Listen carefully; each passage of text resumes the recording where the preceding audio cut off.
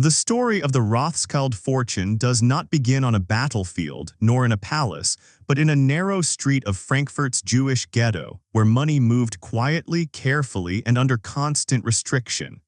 In the late 18th century, Frankfurt am Main was a city divided by walls both physical and legal.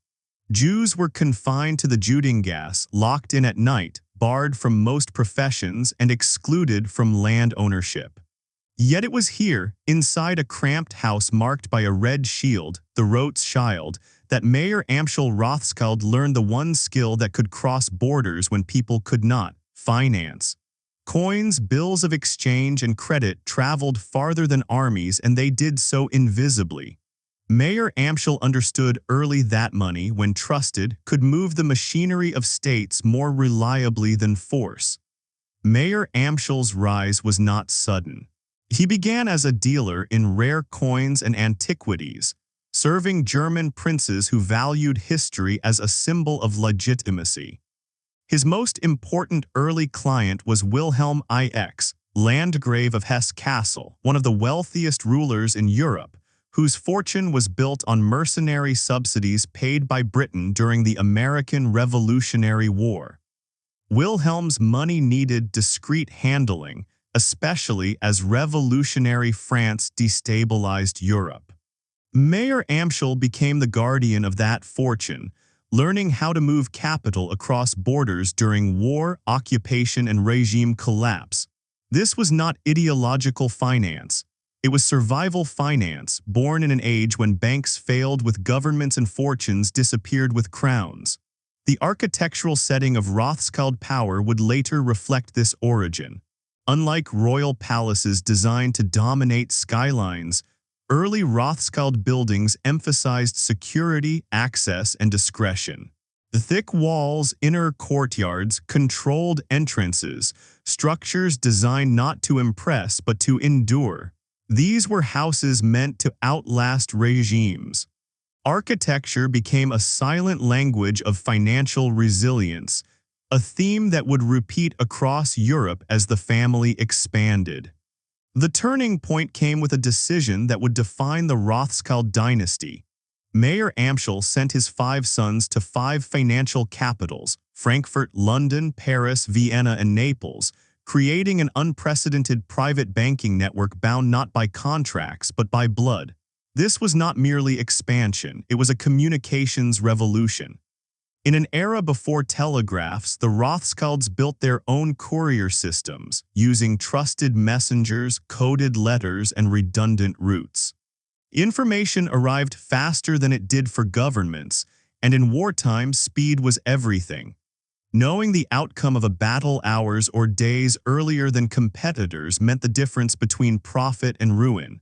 It was during the Napoleonic Wars that the Rothschild name became inseparable from conflict. Europe was locked in a struggle that consumed entire economies. Armies required vast, continuous funding not only to fight, but to feed, clothe, and transport soldiers across hostile territory. Governments were desperate, credit was fragile, and traditional state treasuries could not keep pace with the scale of war. The Rothschilds did not create these wars, but they learned how to function inside them more efficiently than any institution before them. Nathan Mayer Rothschild in London emerged as the most powerful of the brothers. Britain, fighting Napoleon across continents, needed gold to pay allies and troops. Paper promises were useless on foreign soil, only hard currency worked. Nathan organized complex gold shipments from Britain to the Iberian Peninsula, financing the Duke of Wellington's campaigns against French forces. This operation was dangerous, costly, and logistically extraordinary. Gold crossed blockades, evaded privateers, and moved through neutral intermediaries. The British government relied on Rothschild systems because no state apparatus could match their speed or flexibility. This period gave birth to one of the most persistent myths in financial history, that Nathan Rothschild single-handedly manipulated the London Stock Exchange after the Battle of Waterloo using advanced knowledge of Napoleon's defeat. The truth: documented in contemporary records, is less sensational but more revealing. Nathan did receive news quickly, but so did others. His fortune was not built on a single speculative gamble, but on years of government bond issuance, currency exchange, and debt restructuring during prolonged warfare. The myth itself reveals something important, not about conspiracy but about fear. The idea that private finance could rival state power unsettled 19th century Europe, and the Rothschilds became a symbol onto which these anxieties were projected. After Napoleon's defeat, Europe entered a new phase, reconstruction through debt. Wars do not end financially when treaties are signed. They leave behind broken economies, unpaid soldiers, and unstable currencies. The Rothschilds were instrumental in organizing post-war loans that stabilized governments, rebuilt infrastructure, and crucially tied states to long-term repayment obligations. This was the hidden cost of victory. Palaces were restored, railways expanded, and armies demobilized, but all on borrowed money. Sovereign debt became the bloodstream of modern states, and the Rothschilds were among its primary architects. Their influence extended into the very architecture of power. In Vienna, the Rothschild Palace stood near imperial institutions, signaling integration into Habsburg authority. In Paris, the family financed urban development under regimes that rose and fell with alarming speed. These buildings were not merely residences, they were statements of permanence in a century defined by revolution. Stone, iron, and symmetry conveyed stability when politics could not. Yet the darker side of this story lies not in secret control, but in entanglement. By financing governments, the Rothschilds became bound to their decisions. Loans funded railways that enriched nations, but also armies that crushed revolts. Capital flowed to conservative monarchies and constitutional states alike, guided by calculations of risk, not morality. This neutrality was both their strength and their burden. In an age of nationalism, a family operating above borders was viewed with suspicion. Anti-Semitic caricatures flourished, portraying the Rothschilds as puppet masters, even as they faced legal discrimination and social exclusion. By the mid-19th century, the Rothschild fortune was vast, diversified, and deeply embedded in Europe's political economy. It had been shaped not by a single war, but by a century of almost continuous conflict.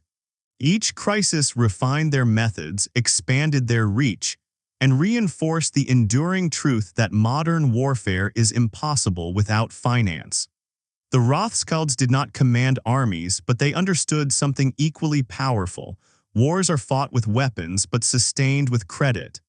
As Europe moved toward industrialized conflict, new questions emerged. Could a private family continue to operate above nations as wars grew larger, bloodier, and more ideological?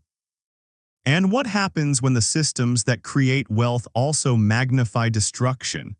The answers would unfold in the decades to come, as the Rothschilds faced the limits of their influence in a changing world shaped by nationalism, mass politics, and total war. The age that followed Napoleon's defeat promised peace but delivered something far more complex: a Europe rebuilt on debt, surveillance, and fragile alliances. For the Rothschilds, this was not a retreat from influence but a transformation of it. The battlefield shifted from open war to financial reconstruction, where the consequences of conflict lingered in currencies, rail lines, and government bonds. Victory had not erased instability, it had institutionalized it. The Congress of Vienna redrew borders, but it could not erase the economic scars left by 20 years of warfare. States emerged exhausted, suspicious of one another, and desperately in need of capital to maintain legitimacy. The Rothschild network, now fully operational across Europe, became indispensable precisely because it transcended national rivalries. Governments that would not trust each other trusted the Rothschilds. Loans arranged in Paris were guaranteed through London, negotiated via Frankfurt and secured with assets in Vienna or Naples. This web of interdependence marked a new phase in global finance, one where private capital quietly stabilized political systems that public authority alone could not sustain. Yet this same arrangement carried a darker implication. Once a state became reliant on external finance, its freedom of action narrowed. Policy was shaped not only by ideology or public will, but by creditworthiness. Nowhere was this clearer than in the financing of railways, the arteries of 19th century power. Railroads were celebrated as symbols of progress, binding nations together with iron and steam. But they were also strategic assets, capable of mobilizing armies at unprecedented speed. The Rothschilds invested heavily in rail infrastructure across France, Austria, and the German states, not as abstract speculation, but as a continuation of wartime logic. Control movement, control outcomes. Stations, bridges, and depots became the new fortresses of Europe, and the families who financed them acquired influence over the tempo of both commerce and war.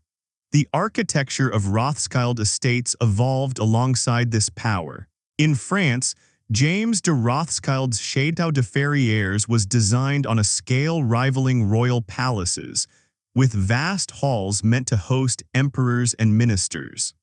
When Napoleon III visited Ferrières in 1862, the symbolism was unmistakable. The state had come to the banker's house, not the other way around. The Château's symmetry, its grand avenues, and its carefully controlled vistas reflected the Rothschild worldview: order imposed upon chaos, permanence built amid political uncertainty. Yet such displays also fueled resentment. In an era of growing inequality and nationalist fervor, wealth without a crown invited suspicion. That suspicion increasingly took a darker form. As Europe industrialized, old prejudices found new expressions.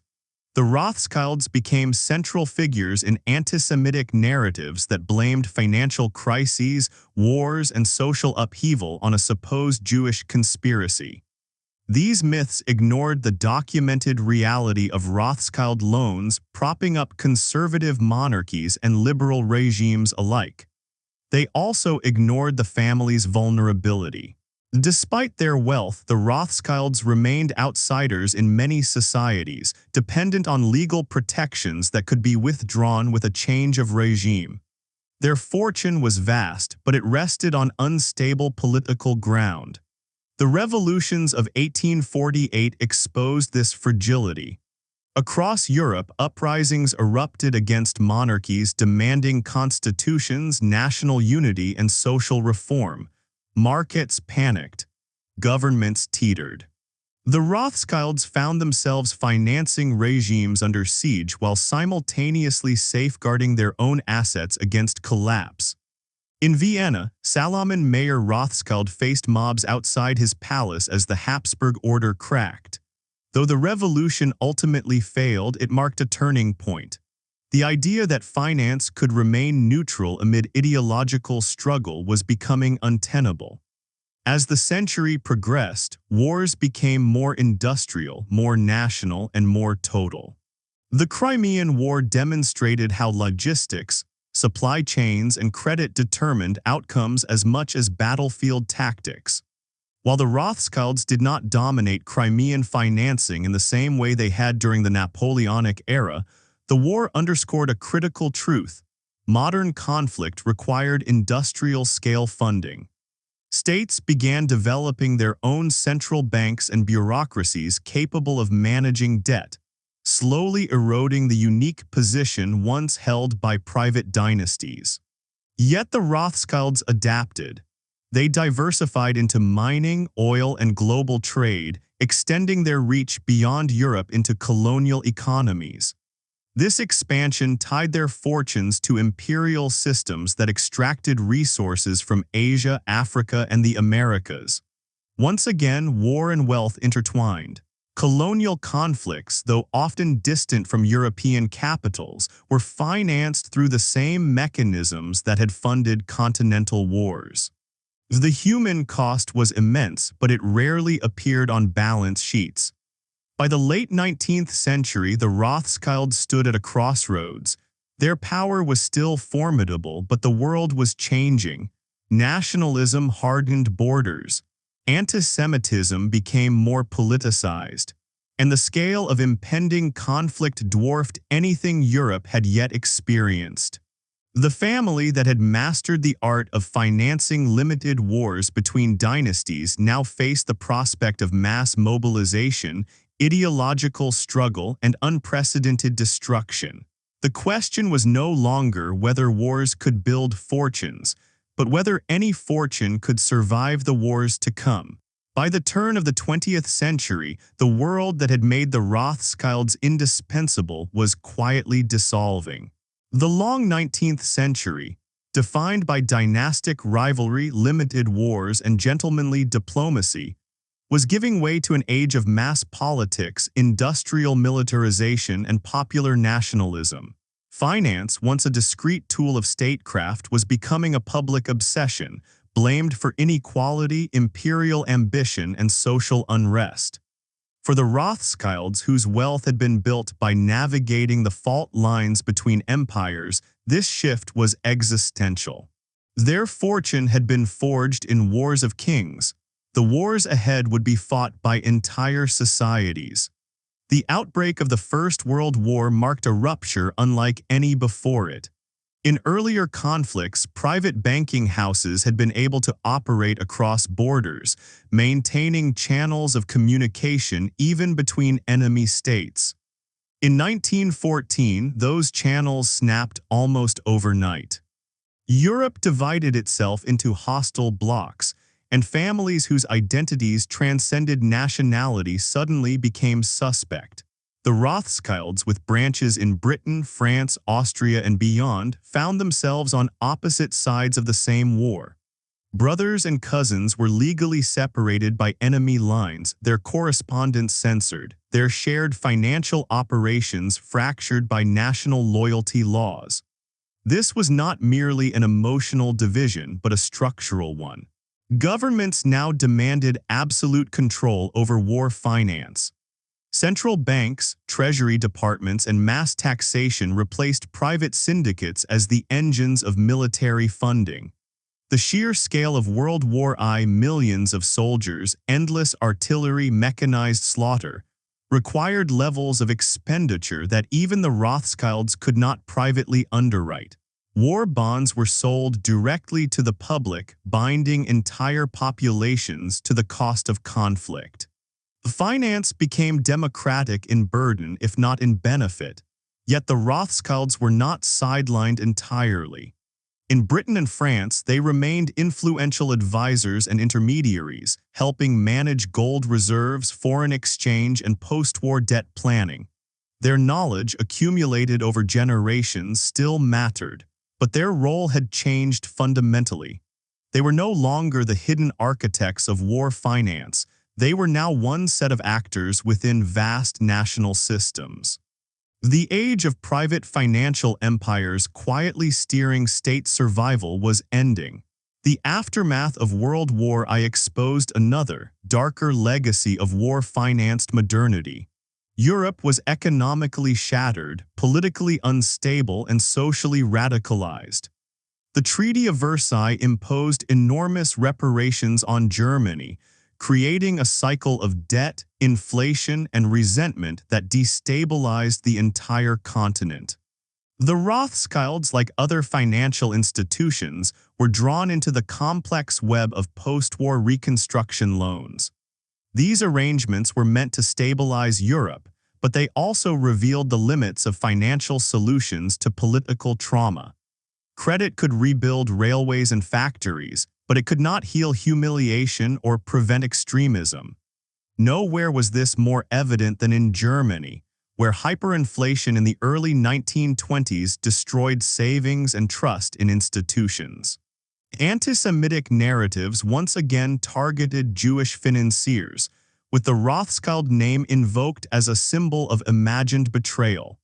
The irony was profound. A family that had helped finance European stability for more than a century was now portrayed as an enemy of the very societies it had supported. This hostility was not rooted in fact, but in fear, and fear was becoming a political weapon.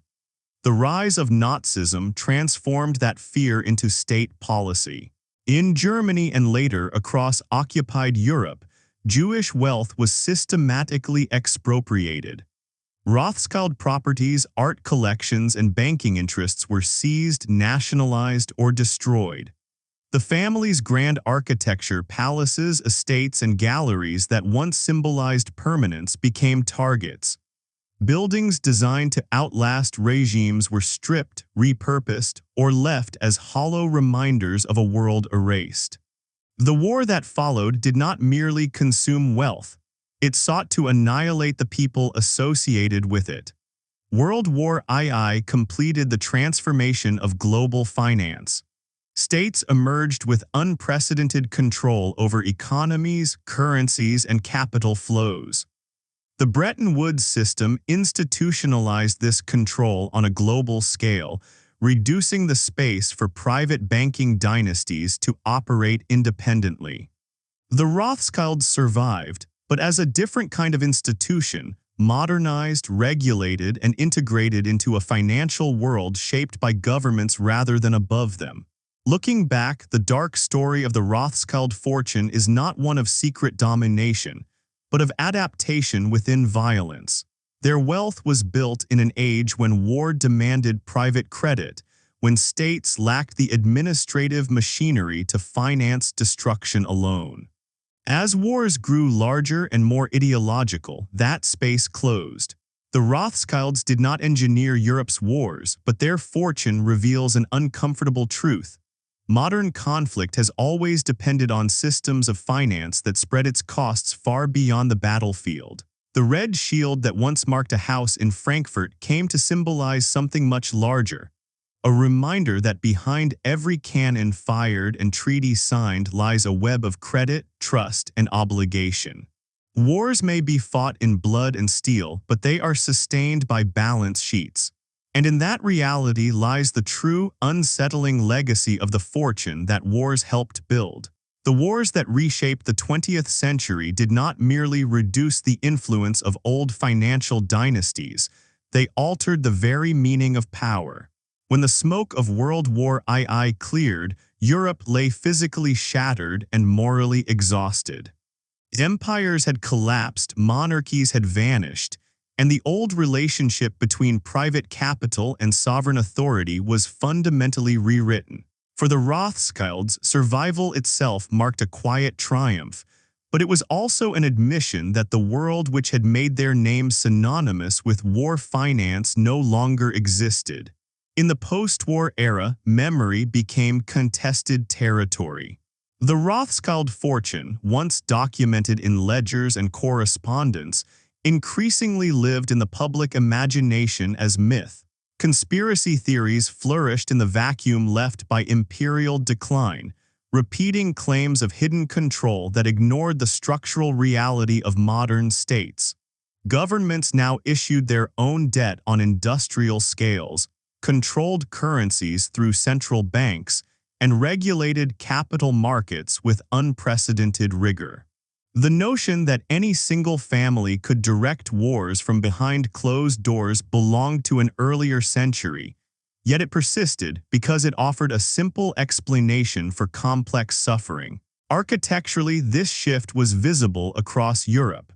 Rothschild palaces confiscated during the Nazi era were returned in altered political landscapes, often repurposed as museums, public institutions, or diplomatic spaces. Their original function as private centers of financial and social influence had ended. These buildings became monuments not to power but to endurance. Stone walls that had once symbolized stability now bore witness to displacement, restitution, and historical reckoning. The architecture remained, but its meaning had changed. The family itself adapted by withdrawing from the spectacle of dominance. Modern Rothschild banking focused on advisory services, asset management, and long-term investment rather than sovereign war finance. This was not merely strategic caution. It reflected a recognition that the moral cost of association with state violence had become too high in an age of mass media and public accountability. Wars were no longer distant affairs between dynasties.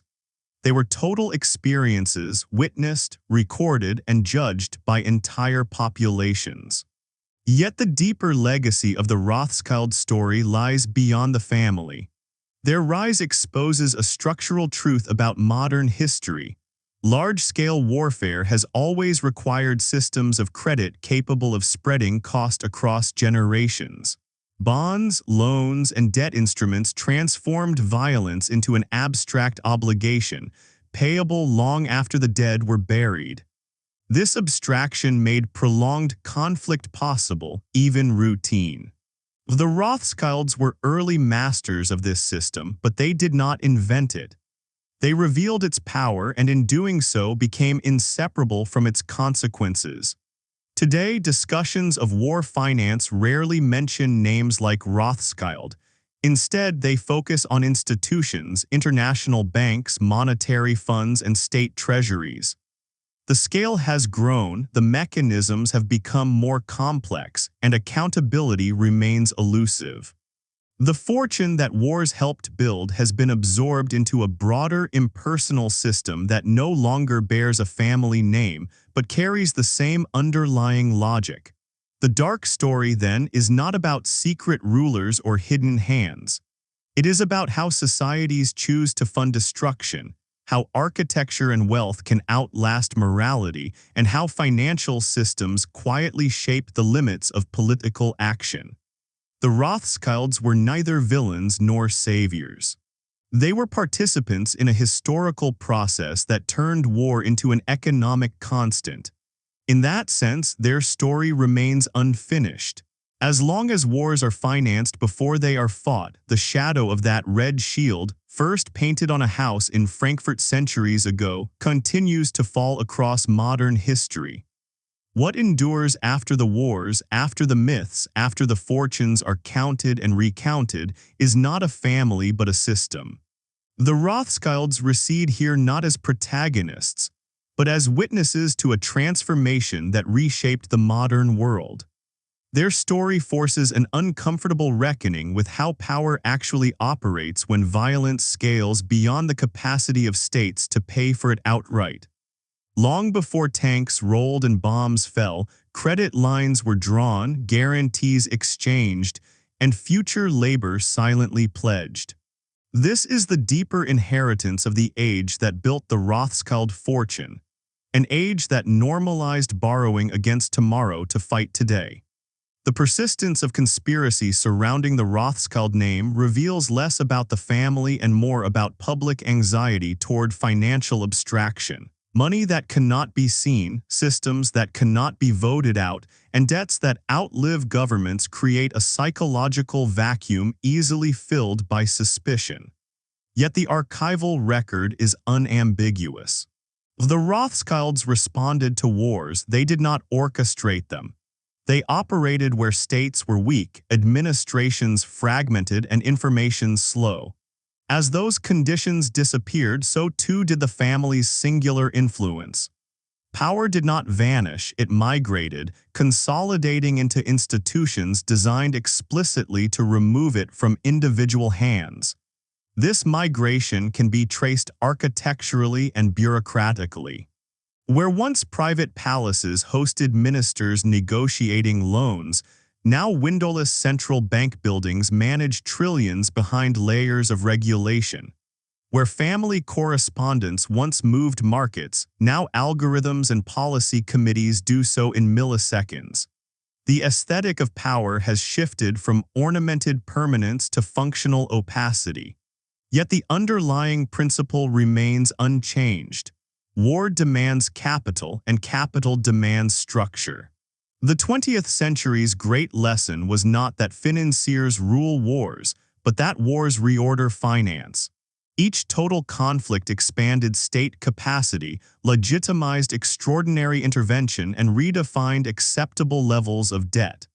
By the time of the Cold War, the mechanisms first refined in the 19th century had become permanent features of governance. Military budgets, defense industries, and long-term borrowing embedded conflict into economic planning itself. In this environment, the Rothschilds became historical reference points rather than active architects, a reminder of how personal wealth once intersected with public violence. The restitution of Rothschild properties after World War II underscores another often overlooked truth. Wealth is not invulnerable. Even the most entrenched fortunes can be erased by ideology, expropriation, and mass violence. The palaces survived, but ownership did not guarantee safety, influence, or belonging. This reality dismantles the illusion of omnipotence that conspiracy narratives depend upon. The family endured not because they controlled history, but because they adapted to it, sometimes narrowly, sometimes at great cost. In the present, the Rothschild name exists alongside countless others in a global financial ecosystem far larger than any lineage. Advisory firms replace dynasties. Institutions replace individuals. Yet the moral question raised by their history remains unresolved. If wars are financed collectively, responsibility becomes diffuse. No single actor bears full blame, and accountability dissolves into procedure. This diffusion may be the most enduring legacy of all. The dark story, then, is not one of secret meetings or hidden commands. It is the normalization of distance between decision and consequence, between profit and suffering, between the ledger and the grave. The Rothschilds illuminate this distance because they stood at its early crossroads when modern finance first learned how to sustain modern war. Their story does not end with triumph or condemnation. It ends with recognition. Recognition that wealth can be built without malice and still be inseparable from destruction. Recognition that architecture can symbolize stability while history beneath it burns. And recognition that as long as wars are planned with spreadsheets before they are fought with soldiers, the true power behind conflict will remain both visible everywhere and accountable nowhere.